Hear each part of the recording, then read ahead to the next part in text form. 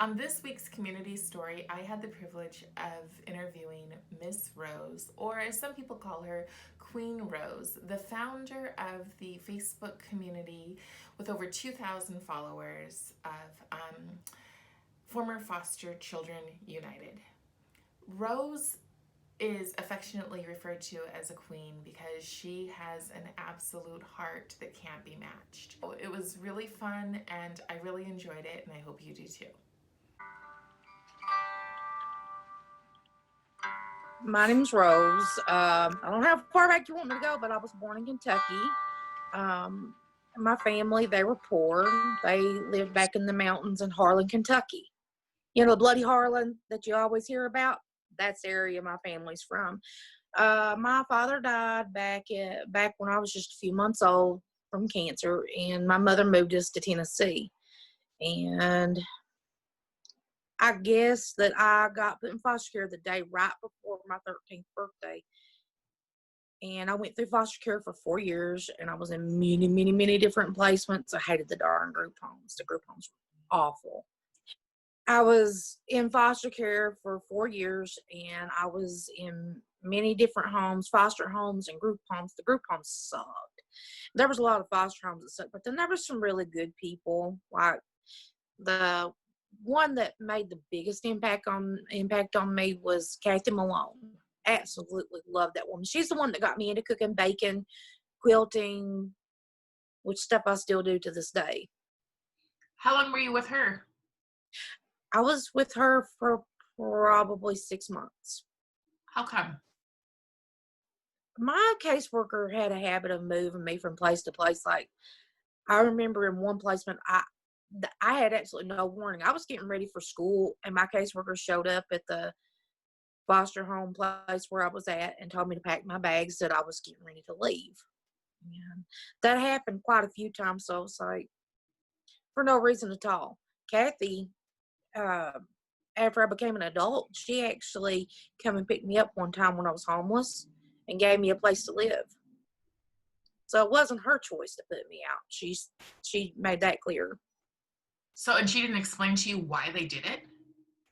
She didn't even know why they did it. So was this in the 90s? Yeah, it was in the 90s. I was passed around from place to place to place. There's even a few places I was there for such a short time that I don't remember the foster parents' names. I remember the dog Peanut, but I don't remember them. Yeah, I I don't think remember that them. you're like me, where you hit that before 1996, when they sued and said we're tired of moving from place to place to place without a reason, right? Right, So right. we have a lot larger numbers. The older that we are, I think we tend to have a lot larger numbers that we can't always go, oh, I moved from that home because of that, or that because of that. It was like if you got attached to somebody. 90s was a really hard time, at least in Tennessee. Yeah. The 90s was at least a hard time in Tennessee. I don't know how far reaching it was with, okay, the moving around. I know that was a big thing, but then another thing that bothers me is how they over medicated children back then. I don't know how far reaching that is, but I know that every group home I was in, that every single child in that group home was on medications. And you can't tell me out of 20 girls that every single child needed to be on their medications. So what do you think the reason was for that? Well, I was told, and now I don't have this on fact, but I was told that when you're special needs, that whomever is taking care of you gets a little bit more money. And I did hear my caseworker myself on the phone, one of my foster parents, that tried to get me off the stuff because I was on a heavy regimen of Prozacs, 3 Prozacs a day, and Trazodone at night at the age of 14 years old, 14 and 15 years old. And all that I was suffering from was depression when I first came in there because of the abuse situation I come out. But getting back to my foster parent, her name was Sandy, and my caseworker called her and was literally yelling at her, saying, "I pulled all kinds of strings to get her on that medication. How dare you overstep me?" And here's the thing: the doctor who said to my foster parents to take me off of it. He looked me straight in the eye and says, "My God, child, were they trying to OD you?" Wow. That's the level of medication I was on, and that's a result of group homes and stuff. And then I found out another medication that they had me on, Mellarel, that it wasn't approved at the time for anybody. Wow. So that irks me. I don't know how far reaching that is, but I know it was in places where I was homed.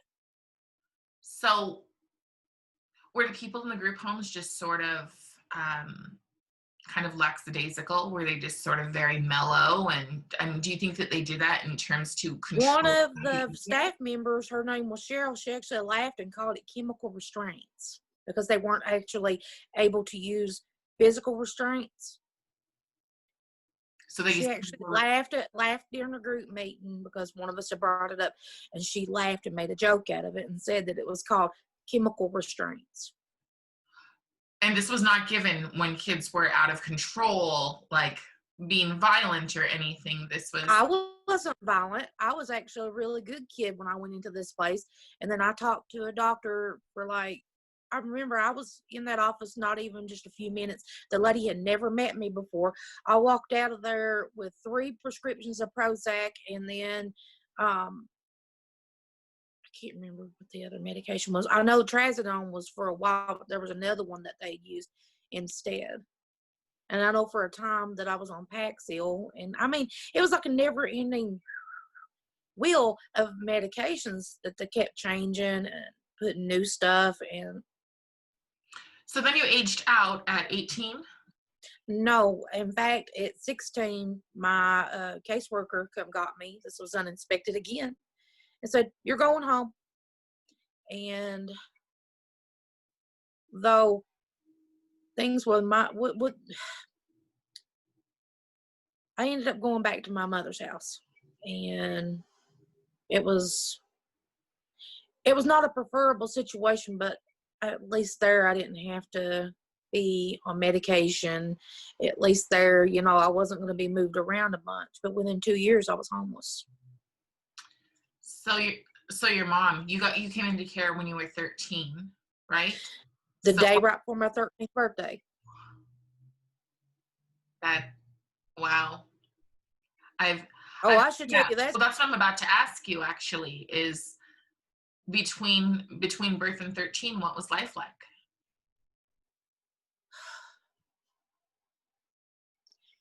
I remember watching my sister get beat up when I was really little. And the first time I got beat up that I remember, I was on the school bus first, and these kids threw my crap out of the window of the school bus. I was about 5 or 6 years old, and I was bullied hard in school anyway. And then I come off the bus and I had all my stuff gathered up, and my mother, she had the apartment hoarded up, so there was crap stacked upon crap, and there was only one little pathway you could get through, and it just happened to be passing in front of the TV. And here at my little 5-year-old, 6-year-old self was holding these papers in my arms, and she said, "Get out of the way, cow." Or no, it's "Get out of the way, you fucking cow." Excuse my language. And then kicked me in the rear. But I'd seen her beat my sister, and I literally pissed myself. I literally pissed my britches. And she said, "Oh, you think that's funny? Oh, you think that's funny? You're going to piss yourself?" She grabbed me by the hair of my head, dragged me to the hallway, started kicking me, and she grabbed her belt,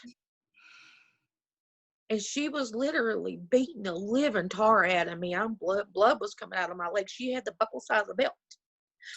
And she said, "I'll give you something to cry about. Quit crying." And she literally was horse kicking me and hitting me with the belt. And that was the first beating I remember getting from her. And somehow or another, at some point during the altercation, I got away from her. And I remember being a little girl going to the bathroom, taking washcloth and wiping the blood off my legs.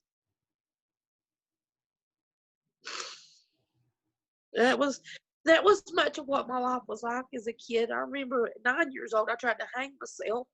Oh my God, you poor thing. And the pole that was in the closet came down with me because I was too heavy, and Mom beat me for that.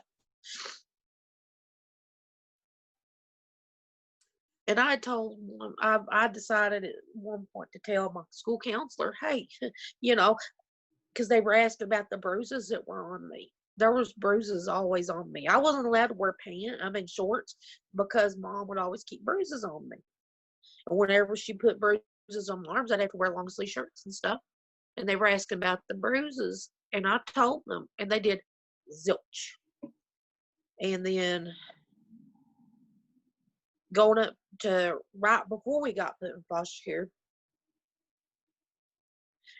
and I'll tell you that story. Just give me a minute to gather. One of my cousins had come to live with us. She had a baby and a husband, and her husband was a pervert. But one day my mom was raising hell with my sister, and I can't remember what it was completely over, but she had a stick, thick stick. It was one of those ones that you're supposed to go on a axe handle. And she was beating the living snot out of my sister. And my sister, she learned something karate class to put her hand up like that and tighten up. And then when she hit it, didn't hurt as hard. And she was trying to block her face. Well, Mom thought that she was trying to hit her. And Mom hit her so hard, blood was coming out of her arms. And my sister took her feet and just pushed. Didn't kick Mom, pushed her off. And Mom happened to fall on her tuchus, hit the refrigerator, hit her tuchus. And so then all of a sudden, me and Hetty were labeled as unruly. So Mom, right after that, she'd say, "Oh, we're going to send you off. We're going to send you off. That's a big threat. I'm going to send you off. We're going to send you off." Talking, and my cousins, they would make fun of us. "Oh, your mom's going to send you to Nashville." They were supposed to be in like some sort of facility over there for kids, like a reform place for kids or some crap. And anyway, that was a threat that constantly was held over her head. And then one day we went to school. Mom had bought me a brand new outfit, and I thought it was for my birthday. It's just one of them little pretty pink windsuits, and I thought it was for my birthday. She told me to wear it, so I did. And that's the same day that one of my other cousins come and picked me and my sister up from school, took us to the courthouse, sat me and my sister on a bench on the other side of the courtroom, while Mom and my aunties and my cousins were sitting over laughing and talking and stuff. But then when the judge called us up there, Mom started crying and talking about how unruly we was, and that my sister supposedly kicked her and all this other crap. But then that same counselor that I told about the abuse, she finally stood up and said something. She wasn't there for us. She was there for another case. And she stood up and said, "Well, these girls has told me all kinds of horror stories." By that time, my brain had about checked out. I mean, I was just like, I was in shock, I guess. I don't know what it was. But I remember I was just like deer in headlights, I guess is what you say. And judge looks at my mom. He says, "I don't like child abusers." And then he said, "You got a choice, young ladies. Either you both go or neither one of y'all go." And my sister done said she wanted to go to foster care. And I didn't know what else to do. I knew that since Mom knew that we told on her, that when we got back home, she would probably beat the living snot out of us. So I said, "Go ahead, let's go." They take us out in the hallway, and we sat there for a while, and then eventually these two strangers come up and started asking all kinds of questions. And that was the hella traumatizing experience. Right before your birthday. Right before the day right before my 13th birthday. Sorry, I also am like, where's my tissue? So you still have a relationship with your mom? My mother has passed away, but toward the end of her life, when she got really, really sick and there was nobody else that could take care of her, I had actually moved into her house and made sure she had food, made sure that she made it to her doctor's appointments. I even bathed that woman, changed her diapers, changed her adult potty. And when she was in the nursing home, I came visited her, and I was for most of the time until my sister took over, I was the one that made sure she was okay. Okay. But she So, eventually got dementia and passed away. so what a heart you have, right? Because it's interesting that we're in this place right now where we're hearing a lot of never forgive, never forget. But the stuff that we go through, the stuff that you went through, to be able to forgive enough to take care of a Well, I person, didn't forgive her. I was still angry with her. but you were enough to take care of her, right? You didn't just leave her to suffer. No, I didn't leave her because I don't have the heart to do that to anybody, even somebody that I can't even stand. And truthfully, I felt pity on her. I felt pity because she was so pitiful. She couldn't take care of herself. And this is a woman that used to be able to walk across town, ride bikes, used to, was an active person, and then all of a sudden just went down. Yeah. And she was elderly, and I've never been one to treat an elderly person bad. So Well, good on you. I still hated to hear her walker whenever it hit the floor in the morning. That was meant I had to get up. I hated hearing that. I hated it. Yeah. And I did carry a grudge on her. And then when she did finally pass away, when they let me be alone with her for a minute after she had passed away, I said, "You won't be hitting no more kids, will you, bitch?" That's exactly what I said to her. So I can't say that I honestly forgave her. But even if you didn't, there's a difference between forgiving and forgetting, right? Like the fact that you're willing to go in and be there for a woman who was so cruel to you is admirable, and it's something that maybe, I don't know if it's an older generation or if it's that it's the foster always needing that connection, needing to belong, where you go home anyways because you hope there's going to be some redemption there. Well, a counselor explained it to me like this, saying wanting to have that mother-daughter bond, but unfortunately it never exactly happened. And he said it would probably had never happened, and he was right. So Yeah. just wanting that bond, just craving that bond, and that craving that bond has caused me to make a lot of mistakes in life, and I've clung to a lot of people, the people that gave me attention that I shouldn't have clung to. It did. It caused me a whole lot of mess. And then at one point in time, I was on drugs because I just couldn't deal with life. And then at one point in time, I was bitter. I hated everybody and everything and thought everybody owed me something. And I don't know. I was just in a bad place in my mind for a long darn time. And yes, it was a result of that crap with my mother, I'm pretty sure. But what was your turning point? Because you're not that person. I mean, you have a huge supporting group of people that you support. And what is it that you do? I'm going to tell you what helped me so much, and I'm not trying to pitch my group or anything, but it started out, the group that I run, the Former Foster Children United, it started out with me and my foster sister, and Eric Blankenship, who was one of my caseworkers from one of the group homes I was in. He's a good person. It started to grow, and then I started feeling like I had a use. I know that sounds weird, but I felt like I had a use. And as it grew, I started hearing other people's stories and realizing, there's people that's had it a whole hell of a lot worse out there. Because originally I started the group as I'm gonna bitch about everything group, about everything foster care. That was my original.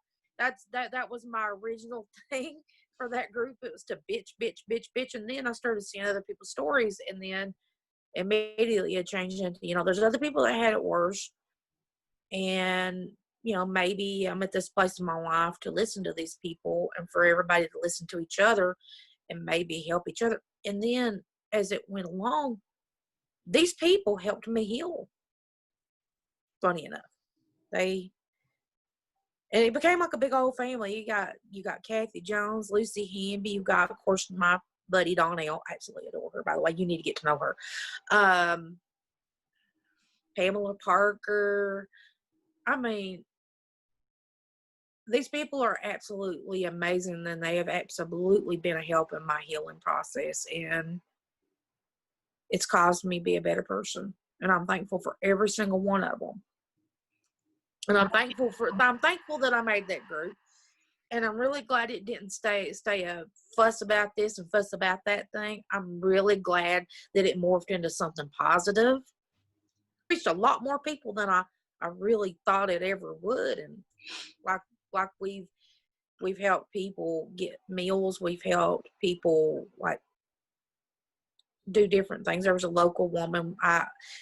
Somebody made an anonymous donation. I was able to help her get her electricity on. It was a former foster youth, and just different real world things. And we have really stepped out into some of the real world stuff. And I really just hope it continues on growing. There's so many good people that's part of that.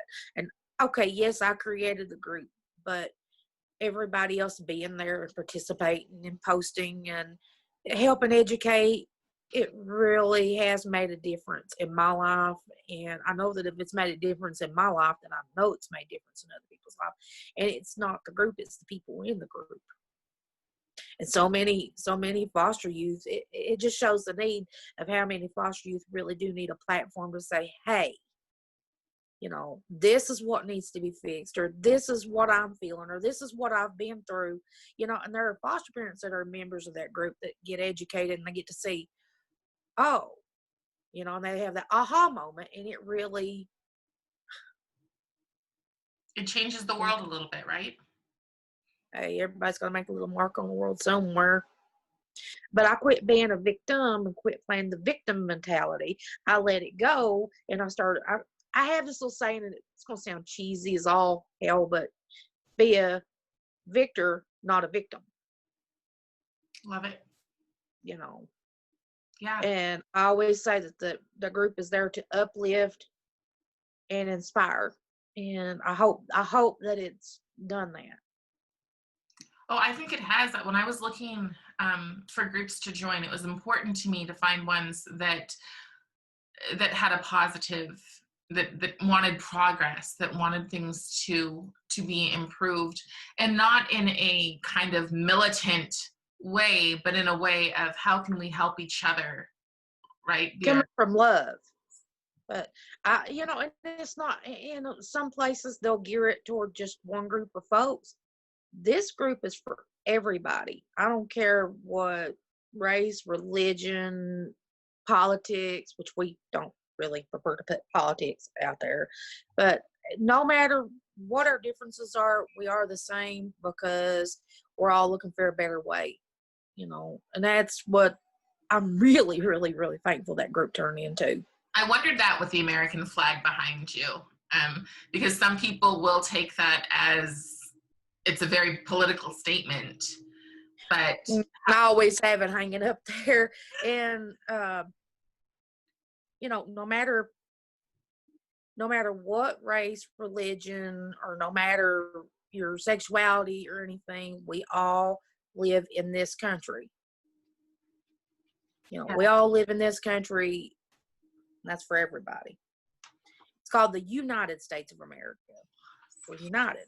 And it's out of respect because I've got family members who are military. I also have family members who are involved with, police officers and all that stuff. So I always have it hanging there. It's out of love. Yes. So how is it that you keep control of the group and make it so that it's not blowing up, especially with all of the division kind of stuff that's going on right now? I just come in and tell them that there's no political talk, and that talk to each other with respect, and try to keep it foster care related, because that's what we're there for, is to educate and uplift and inspire. You know what I mean? And so it seems to work out pretty good. I mean, on occasion you'll get these people that'll blow it up and say this, that, and the other. Like last week it kind of got kind of gnarly, and I just had to step in there and say, no, not acceptable. You do this, you'll get muted or banned. Right. And Right. I encourage free people. Yeah, I think that it's we've been ostracized enough, right? As moving from house to house, like you've never had a place to belong. So it's nice to create these places. It's a safe space for everybody, and you can't hate on somebody because of your differences. You gotta love them for who they are and for our similarities. One thing, we're all human and we all deserve dignity. Every single person, no matter what your politics is, no matter whatever else your differences are, you're human first and you deserve dignity, and that's what I operate on. Love it. You're one person you were talking about. I think she was the foster parent who brought you back when you were homeless. Oh, Kathy. God, I was one person. When I first moved into her place, I do have a good story for that one right there.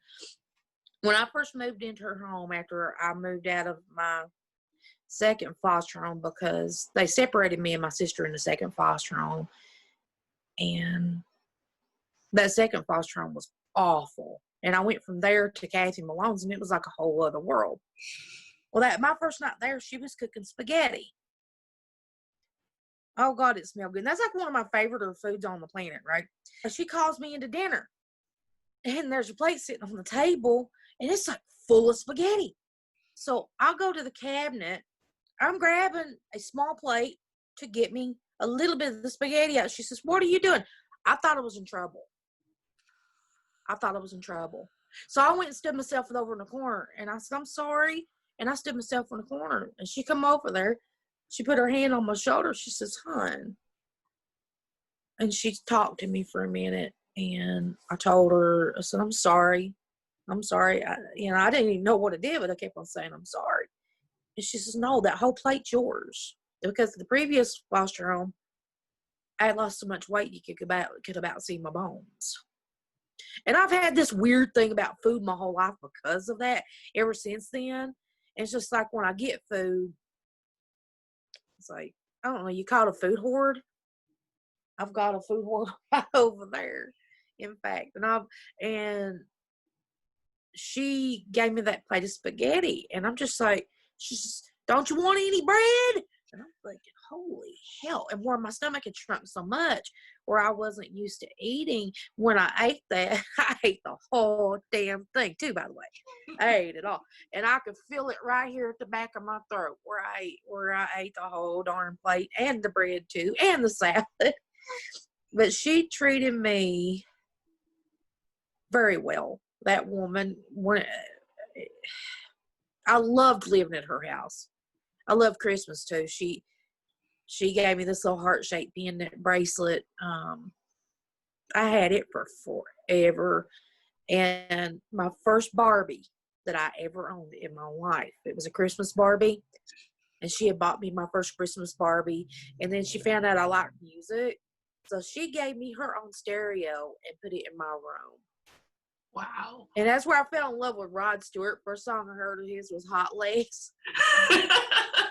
And I'm in there jamming out, and I'm not even thinking about what the song's about. I'm just singing, and just she made life good. I don't know why I got moved out of her house, but if I could have stayed with her forever, I would have. She was just that kind of person. Her and her husband, both wonderful people. Kathy and David. Did they have more kids, or was it just you? They had one other foster kid. It was a baby, little Brittany. And they had plans on adopting her, but the way things worked out, that kid ended up going back to her bio family. And I seen her outcome like 5 years after the fact. I seen her with her family, and she was dirty and smelled bad, and she couldn't even speak right. But when she was with Kathy Malone, Kathy and David, she's talking, saying, Mama, call her Mama, and everything. And this was at 8 months old. I don't know why they wouldn't let her. 'Cause she was in the process of wanting to adopt that kid. Yeah, it doesn't always work out the way that we hope. I don't understand a lot of the way that the system works. What do you think? I know that you're in a great place now, and I'm going to ask you about that. But you struggled when you left foster care. What do you think what supports could have helped you? I think teaching me how to budget would have been a big help.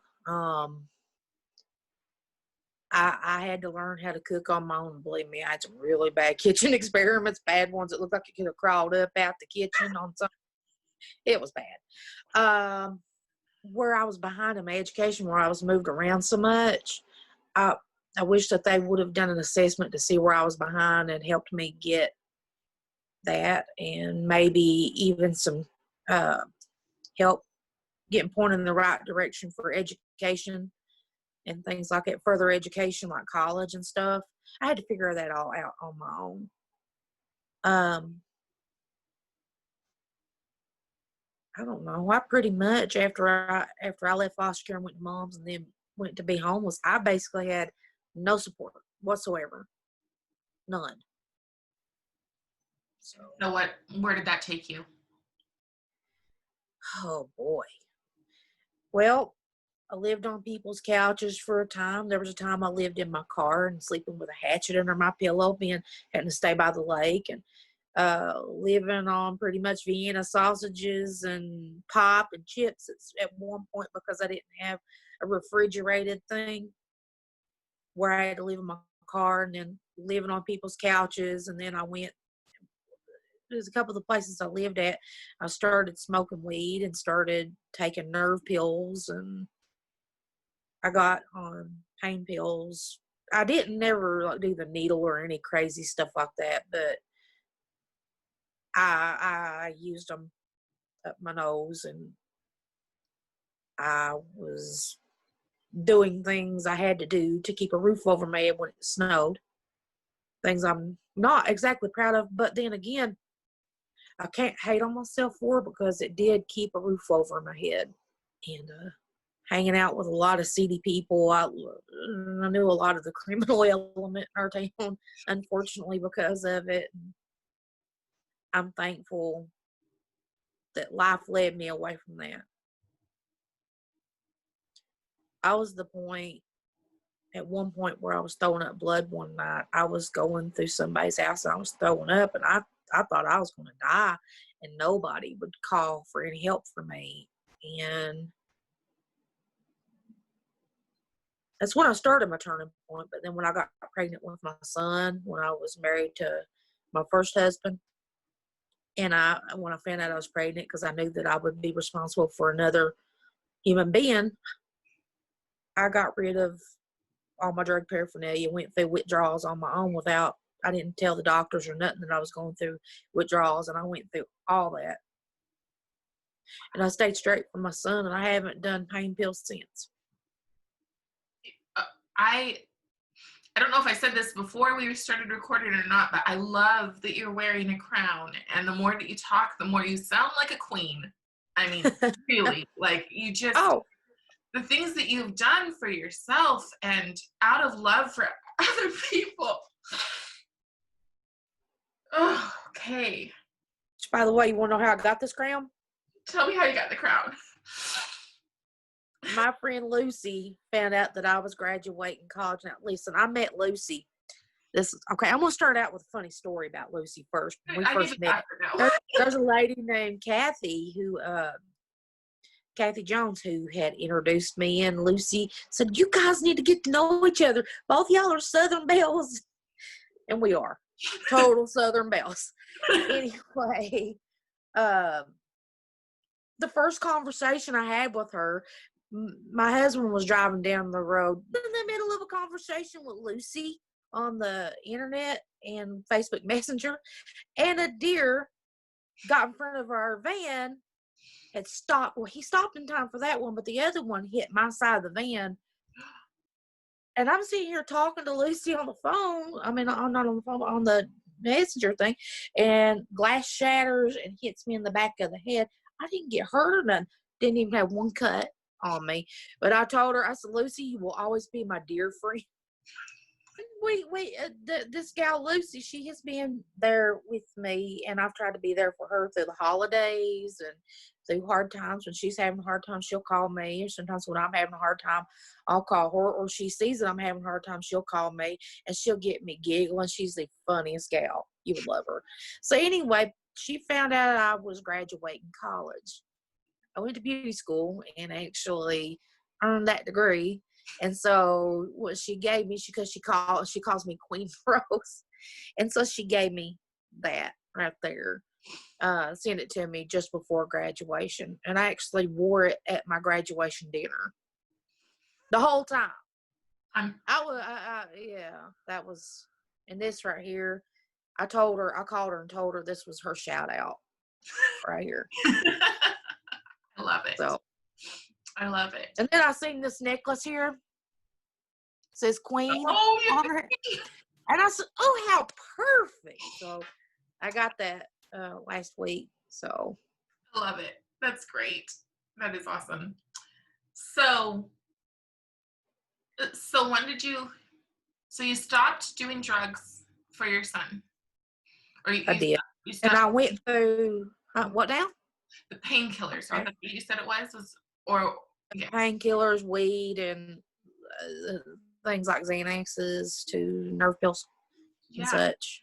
And I threw away everything. And again, I don't think that the blame comes on you. You were 13 when people started pumping you full of drugs, right? I really believe that we take responsibility for the things that we've done, but we do not need to do that for what other people have done to us. But I don't hear a victim in you. Like you say, I'm not proud I did this, and you move on. You've been able to forgive yourself. So my question for you then is, at what point did you start to love yourself? When I started going to beauty school and I started taking care of myself, was there for a long time. I didn't even have any nice clothes. I had one pair of jeans I wore over and over and over and over. And the only shoes I'd ever wear for years, because I was used to it in foster care, because I didn't have tennis shoes half the damn time because people steal them. I got used to wearing sandals, and then they invented Crocs. Wonderful invention. Them Crocs. They're comfortable and they're cheap. So there for many years, whether it be summer, winter, fall, whatever, I would wear that. And I had a couple of mismatched socks. I'd take my brother, even as an adult, my brothers used socks that had holes in it. I didn't give a care. But then I started going to beauty school and started taking care of myself at Sandra Academy over in Tazewell, Tennessee. And I started gaining some confidence about myself. And I still struggled because I was married to another man, and it wasn't exactly a really good situation. I think he was bipolar, he was alcoholic, and he just had very different ideas about how life should be. And beauty school helped me get through that. And when I started taking care of myself, my confidence level started going up. And the more I got away from the negative and got into a positive space, which that's what the beauty school was for me, is a positive space, I started noticing my confidence level going up. And it's just like more of my personality started coming out. I wasn't on any drugs or anything, and I could feel me for once and be able to, start seeing my personality come out, because I hid for so long, and I don't know. Anyway, I'm in a better headspace now. That's awesome. So if you could go back and tell little you anything, what would you say? bad things are only temporary, darling. Keep your head up.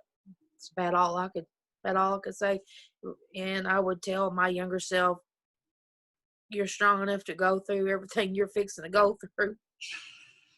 No matter what, do not give up. There's this one picture I remember. My teacher, Carl Nichols, had it in our GED class, and I did go get my GED, by the way. So I'm proud of that too. But in my GED class, he had this hanging up, and it kept me going. It's this picture of a crane with a frog in its mouth, and the frog's got its hands around the crane's neck, and it said, "Never give up." And that kind of kept me going too. It was funny too, but it kept me going. When I was about to quit GED classes because I dropped out of high school. That come from the behind an education thing, and that actually lost my school records. The regular high school had put me back as a freshman, even though I was supposed to be a senior. Wow. And I just, excuse my language, but I said, screw this. And I dropped out of high school. But that teacher, Carl Nichols, awesome person. Helped me pass the GED. And let me tell you what he did. The day that I was supposed to went for my GED examination for the second try, he says, I'm going to pay for your test. If you fail, you have to pay me back. And if you pass, then you don't owe me anything. Lo and behold, I passed. What was his name? I think it Carl Nichols. Carl Nichols. Wow, what an amazing. So you've got a couple one people in your life. There's this TED Talk about the one person who makes the difference, and you've got a couple of them, it sounds like. I've had a few people with my artwork and stuff that I like to do art-wise. There was a lady, and I wished I could contact her again. Her name was Denny West, and it was in one of the group homes. She was actually the art therapist, and she took her time out to get me enrolled in a Bob Ross style painting class to go with her to the University of Tennessee to go do that. And that sparked my whole interest in painting and artwork and stuff. And she was just an absolute bright spot too. Let's see who else. Good grief. There was all kinds of them. Everybody wasn't negative. So how about on your worst days when things are just, what I always say is that Age Out Rise Up is for foster youth of all ages, because there's so much focus on younger people, but I feel like the things that we experience never completely go away. And we have really crappy days. Even if we seem like we're all together and we've got these boxes of, wow, you would never know that you come from this, right? What do you do on those? Oh, girl, there's days I have down days, like bad ones. I like to withdraw and be by myself. And it's not just from that; it's from other abuse stuff I've been through. And now the stuff about my mom, I think I finally worked through that abuse stuff. But there was some really, really, really bad things that happened when I was in foster care, including that I don't talk about to anyone. And well, most of it's withdrawing. I like my loud music, and I also exercise. I play with nunchucks. Other people play with fidget spinners for anxiety attack. I play with nunchucks. Not one set, but 2 sets. So, and that I'll post on my Facebook. Don't mess with the sad chick with the nunchucks. You get a giggle out of it, but it really does help me, and I'm pretty proficient at it. So a lot of people can only work 1 set. Do you use your art as therapy? I don't really have an art set right now. If I did, I probably would. This room right here that I'm sitting in, I probably would have a whole corner devoted to it. But right now, I don't have one. So, but I do a lot of music, and I draw some. Yeah, I guess I do draw some, but I prefer painting. I can't do art. It's a horrible experience when I try to do art. Well, I'm not exactly perfect at it, but you know what? Art is what you make of your own, you know. Yeah. Yeah. Just because somebody else don't like it, it don't mean it ain't art. Right. That's true. So what is next for you? What do you want to do with your life from here? Thinking about continuing my education. I really am. I don't know what yet my next major is going to be, but I wanted to do something in law enforcement. And the reason for that is because that I would be in a position to help protect other people, children and other people, you know. And that would be mostly the reason that I'd want to be a law enforcement person. Do you ever think about the why? The why you were given the life you were given?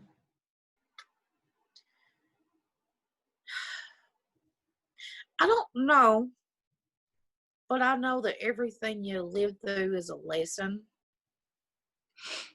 Sometimes the lessons are really, really, really rough. And sometimes they're really, really not fair. But then, you know, some of the things I've been through, I've found ways to help other people that's been through worse. And that's what I do. I feed people. I've got a ministry, is Case Springs Ministry, in which I help people with food and clothing when they need it. And I also do, you know, the former Foster United, to be there for people, to help them talk through stuff. And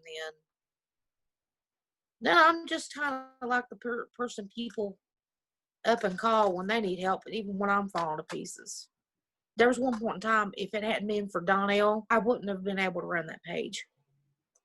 Because there was a time in my life when I was going through some really bad abuse stuff. But in my life, I want to continue on trying to help people somehow or another. Wait, I'm sorry. Do you feel like sometimes you help other people because it helps you not think about what's going on for you? I get overly obsessive sometimes about helping people. I really do. And when I get into one of them moods where I'm just like superwoman all of a sudden for everybody, but I can't be superwoman for me sometimes. A lot of people don't know that about me, you know. There was times that whenever I was running the foster care page that I'd be curled up in a ball, but people would be talking about what they needed to talk about, and I'd be sending them encouraging words. In the meantime, I'm there for about probably 3 years. I lived in a darkened room. This has been a few years back. I was living in a darkened room. I was smoking cigarettes all day, and I stayed working on the page all the time. Yeah, you got to take care of yourself there. Yeah, well, that's what I started doing. Like when I started going to beauty school and stuff, I started making myself a priority, and it really changed my mind up. Cut a lot of this out because a lot of this I cuss. I'm sorry. You don't even worry about it. Like, the thing is that if you aren't yourself, people will know. And what I'm hoping, so like my first interview was with somebody who I met because she did my hair in beauty school. So her interview is there.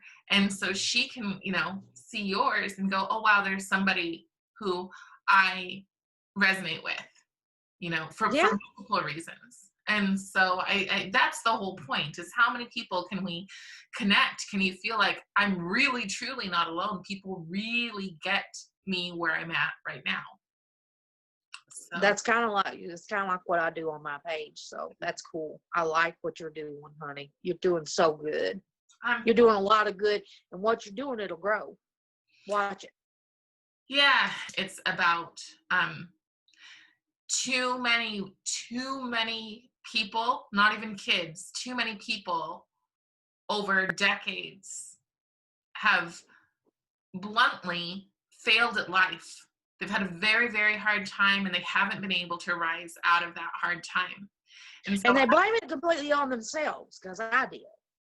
And I know other people do that blame it on themselves, like my drug addiction. I said, that's my fault. Well, see, and I would argue that with you. I think right now we're kind of in a culture that takes no responsibility. We're in a culture that blames everybody for everything. And so that's that fine line of the things that aren't your responsibility. You know, the fact that you were 13 years old and somebody should have put their arms around you and dealt with the shit that you'd been through, and instead gave you drugs to keep you quiet and make it easier to manage They you. throw medicine at it instead of solving the issue. That's on them, right? Like, that stuff is on them. If there's a point where you know better and you choose not to do better, or you choose, the only thing I can say, and I know it makes people angry, but the only thing that I can say is if you choose to remain a victim, if you choose to focus on everything horrible that's always happened to you, we are absolute victims. We are survivors of abuse. We are survivors of neglect. We are survivors of being invisible to so many people and walking through life invisible. And that's a really hard thing to explain to anyone else, right? That's my goal, is that not only will former fosters get on this list, but also people who want to help them or want to know what's going on and to go, whoa, this is real human, just human. That's it, because we don't get to be, we have many, many years where our voices don't matter, right? You're giving everybody a voice, and that you should be so proud of yourself for. I feel like it's what I'm called to do. That's how I feel about it. I'm like, I think we all have purpose, and this makes sense to me. So I think that I can make people feel at home and comfortable and actually show up for their interviews. I really thought I'd be a blah, blah, blah, blah, blah, but instead I'm actually, I think I'm doing okay. You're doing fantastic. That's what I try to tell people. It's just like having, just like sitting at McDonald's and eating a burger and having a chat, right? That's all it is. Here's the thing, I'm usually not really great at being social, so this is like a big deal for me. Yeah. I really am very dorky and awkward. So the word's adorkable. I totally embrace it. Adorkable? Oh, I like that. Okay, I'm adorkable. Yeah, and I was like, I'm gonna take that as a good thing.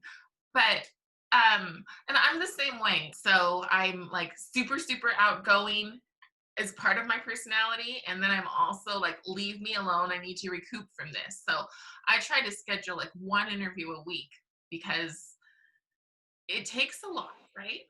Because like you listening and empathizing and hoping that people feel your warmth, that's work. And I think you're doing an amazingly powerful job on what you're doing. And I love that you're so inclusive, because we are so, so divisive as a country, as a world, right now. And so this place where you're like, I absolutely will not allow anyone to feel like they don't belong. That is, you're amazing. Okay. That's just, thank you. That's just it. So, do you have anything else you want to say to anyone? I just want to tell the people of my former Foster Children United and Facebook groups that I really appreciate every one of y'all being there and being on there. And your stories are helping so many people, and you're sharing and you're caring and you comforting people. And you all are just absolutely amazing. And I hope the group continues to grow and still has that family feel to it. And I'm so thankful every day for every one of y'all, because you all have, honest to God, changed my life. And you all will always mean the world to me. When the night has been too lonely and the road has been too long, and you think that love is only for the lucky and the strong, just remember in the winter, far beneath snows lies the seed that where the sun